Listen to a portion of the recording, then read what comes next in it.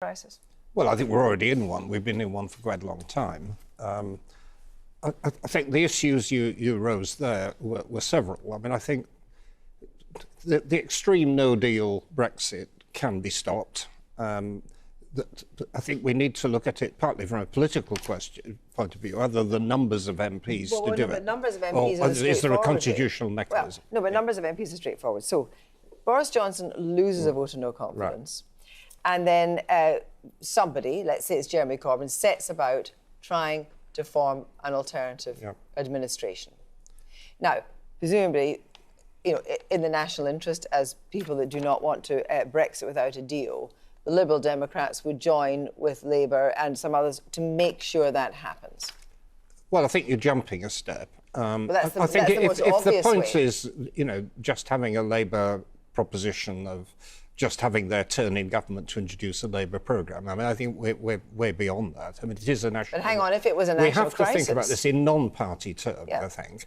And what would happen in those 14 days is that, you know, assuming that the numbers, a sufficient number of MPs would come forward and say, we will support a government... But led by launched whom? by Fred Bloggs. I mean, this could be somebody would command the maximum amount of support. It would be... But it wouldn't actually be a government. You're just simply saying there's a number of people who are in a position to form an administration, but only for as long as it takes to stop a no-deal Brexit. You know, well, that is what we're talking about. I mean, there is this phrase about government of national unity, which I think is rather misleading, because it conjures up phrases, you know, the Ramsay Dom Dero. I think what we're talking about is a short-term emergency administration which commands a majority in the House of Commons, and that emergency administration would then pass a piece of legislation there's a lot of to stop here. the...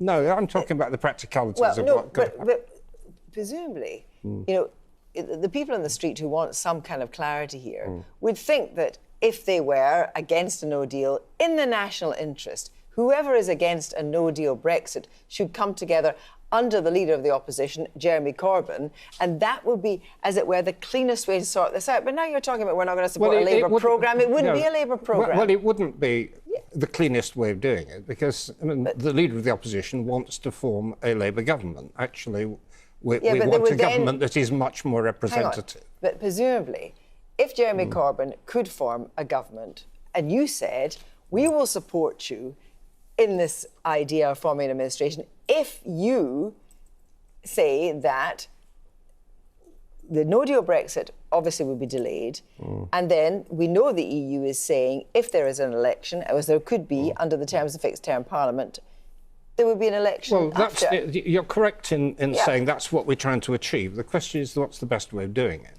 I think the problem with the Jeremy Corbyn option is that, first of all, he wants to form a Labour government, and secondly, there's large numbers of more independent-minded Tories and so on who are not likely to support a Corbyn administration, but who might be willing to sort of a more broadly based group. But what's the argument that denies that if Boris Johnson says, here I am mandated, because that actually is the default position, to deliver Brexit on the 31st of October, come what may.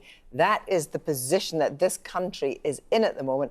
I'll deliver that because that's what I was charged to do, and then we can have a general election. Well, then Parliament would come forward and say that the consequences of that are so dire. And we're talking about not just no deal, but no deal without all the side agreements. In other words, the things that have been provisionally agreed about aircraft landing and emergency medicines and so on.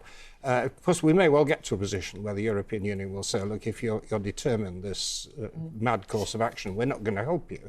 And when I think that is staring people in the face, a sufficient number of MPs will get behind an emergency administration. Do you think, I mean, it's likely that on the 3rd of September, Jeremy Corbyn, as the leader of opposition, will call for a no-confidence vote? Well, I hope so.